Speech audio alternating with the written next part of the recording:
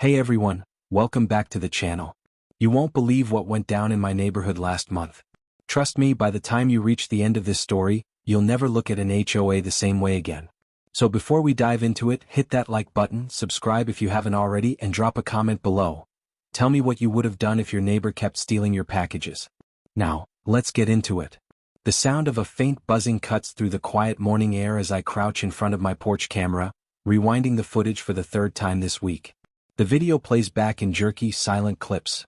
The mailman drops off a brown box, glances around, and walks away.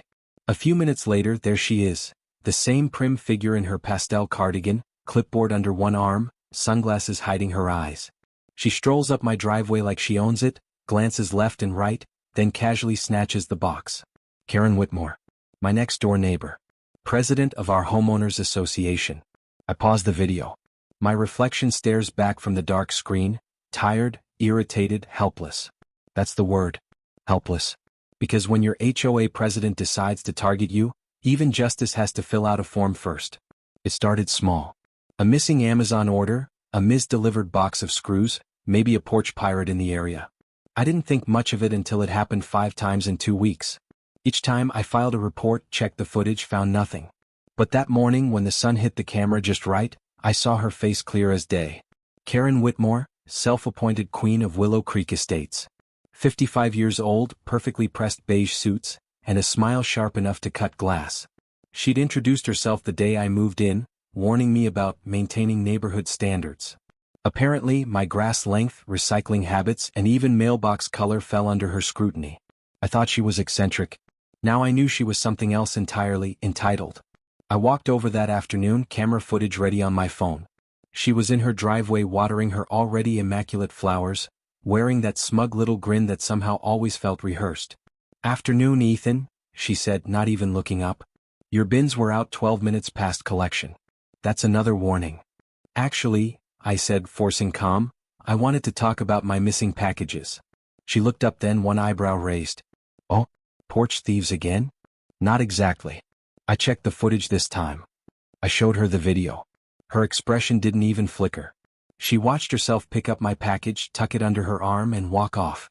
When the clip ended, she gave a polite little laugh. "All that? Yes, I was helping. Packages left unattended are community hazards. HOA policy allows temporary custody if items are posing risk of theft or litter." "Kerren," I said slowly, "you took it from my porch."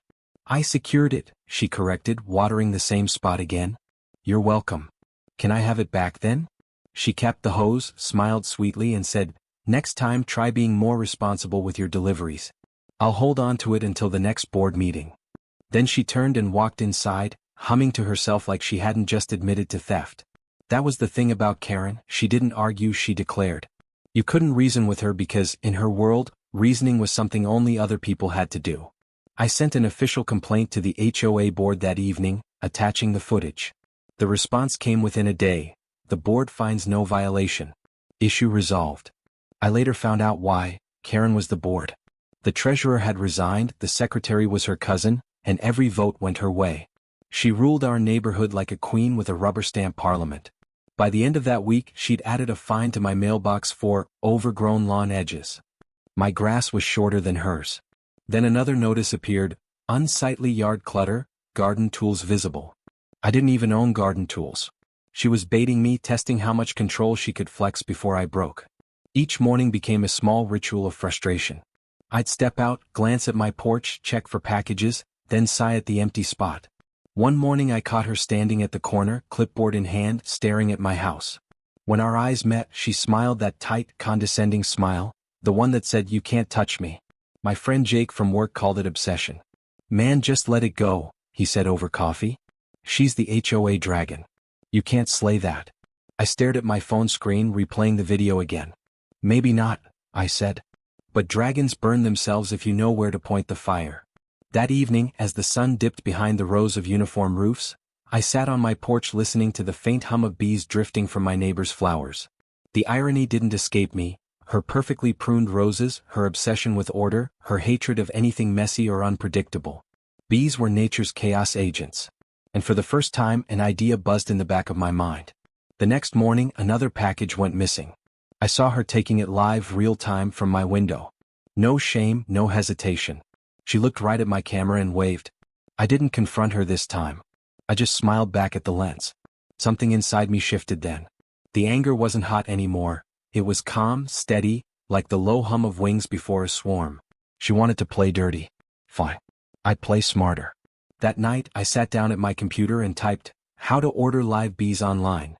The glow of the screen lit up my grin as the search results loaded. My cursor hovered over a listing titled, "Starter Hive, Live Honeybee Colony, Safe for Shipping." Outside, the night air was still. But in my mind I could already hear the buzzing. And that's when I knew, if Kerren wanted to steal from me again, she was about to get stung.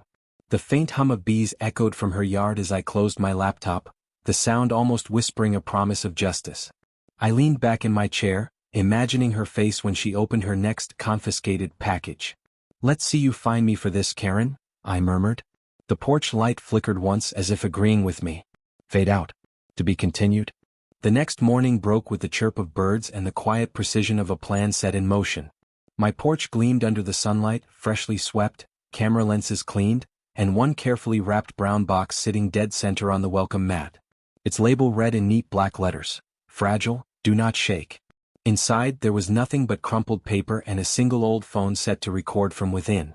A decoy. The real prize, the next box, would arrive tomorrow. For now, I needed to remind her how predictable she'd become. From across the cul-de-sac, Kerren's curtains twitched. I didn't have to look to know she was watching. She always was. The sound of her sandals clicking down the driveway came an hour later, right on schedule. Clipboard in hand, phone tucked under her arm like she was performing official duties. She walked up to my porch, glanced around, then bent down. My camera caught every second. The way her fingers lingered on the box, how her lips pursed into that same triumphant smile as she lifted it. She even waved toward the doorbell camera before strolling back to her house like a victorious cat. I waited 5 minutes, just enough for her to reach her front door, before checking my phone. The hidden camera feed inside the decoy box blinked green, recording. She set the package down on her spotless kitchen counter, humming to herself. Then she opened it. The look on her face when she realized it was empty was better than coffee. She muttered something I couldn't hear and shoved the box aside. I smiled. The bait had worked. She'd take the next one too. That night, under the porch light, I replaced the decoy with its twin. This one wasn't empty. Inside buzzed the low, steady hum of a contained starter colony of honeybees, about 3 pounds of life, carefully sealed and ready for transport. I'd read every guide, watched every beekeeper video. It was harmless as long as the box stayed still. But Kerren never did anything gently. The delivery came early the next morning. I signed for it with the kind of calm you only get when revenge has weight. Setting it down, I made sure the "Fragile, do not shake" label faced the camera. Then I went inside, brewed coffee, and waited. She didn't make me wait long. 10 minutes later, her front door opened. The familiar shuffle of sandals, the purposeful stride, the look of authority she wore like armor. She didn't even glance at my house, just reached down, picked up the box, and turned away. I leaned forward, eyes on the phone feed as she carried it up her path. Halfway to her porch, the faint buzzing grew louder. Her pace slowed. She frowned, holding the box closer to her ear. For a second I thought she'd drop it. But her pride, as always, overpowered her instincts. She rolled her eyes and muttered something before tucking it under her arm and disappearing inside. 2 minutes of silence. Then chaos. A muffled crash echoed through her open window. The audio from my porch camera picked up the faintest shriek, the kind that starts human and ends primal. Then came the unmistakable roar of buzzing, louder now, furious, alive. Curtains flapped. Something, maybe the box, flew out of the window and hit the ground with a thud. A dark cloud poured after it, rising and twisting in the sunlight. Kerren burst out of her front door, screaming, swatting at her hair, her blouse, her face. "They're in my house. They're in my house," she shrieked, stumbling into her lawn, arms flailing. The bees followed, drawn by motion and perfume. Neighbors appeared on porches, phones out, recording, whispering. I watched from my steps, coffee cup in hand, as poetic justice wrote itself in real time. Her perfect world was unraveling. Manicured roses trampled, white blazer stained with mud, sunglasses gone. She stumbled toward me, eyes wild. Call someone," she gasped. "I already did," I said evenly. "A beekeeper's on the way. He should be here soon." She blinked, realization dawning behind her panic. You did this." Funny, I said, tilting my head. I thought you didn't like unattended packages. The crowd's murmurs grew. Phones pointed. Someone whispered, "Is that the HOA president?" Another laughed. A few tried to help, but she brushed them off, trying to salvage her dignity while still dodging bees. Her control, the thing she valued most, was dissolving in front of everyone. By the time the beekeeper arrived, she was trembling and red-eyed, hiding behind her door. The man worked quickly, calm and methodical, while the neighbors gossiped on their lawns. I stood quietly through it all, recording every second on my phone. The footage hit the neighborhood Facebook group that evening. Within an hour, it had a caption, "HOA president gets a taste of her own honey." The comments section exploded, some laughing, others cheering, a few pretending to be shocked but clearly entertained. By the next morning, Kerren's house was sealed off with yellow caution. Live bees tape as the beekeeper finished relocating the colony. The HOA email thread was flooded. Complaints, screenshots, and old grievances suddenly surfaced. Turns out, I wasn't her only victim. Fines, threats, withheld approvals. Everyone had a story. The board called an emergency meeting. For once, Kerren didn't show. 3 days later, a notice arrived at my door, a formal apology signed by the HOA vice president. Kerren had resigned, effective immediately. The note was followed by a small envelope containing reimbursement for my confiscated items. I didn't cash it. Some victories don't need a price tag. I stepped onto my porch that evening as the sun set, the neighborhood unusually peaceful. The air still carried a faint sweetness from the beekeeper's smoker, and somewhere in the distance, a single bee buzzed lazily over the hedges. I'd ordered a small flower box for my railing, lavender and wild daisies. A home for the pollinators. Felt right. Across the street, Kerren's blinds stayed shut. Her yard was uncharacteristically untrimmed, her roses beginning to wilt. A for sale sign leaned in her front yard, its corners fluttering in the breeze. The once unshakable ruler of Willow Creek Estates had vanished into the quiet hum of her own defeat. I took a slow sip of my coffee, smiling at the irony. "You know," I said to the camera mounted above my door, "I guess karma really does sting." The camera light blinked red, recording every word. Somewhere out there, another viewer would see the clip, another HOA story gone viral. But this one wasn't about rebellion or law, it was about balance. About giving nature a little nudge in the right direction. As I turned to go back inside, a single bee landed gently on the railing beside me. It lingered, wings glinting gold in the sunset, then lifted off again, free, calm, utterly unbothered.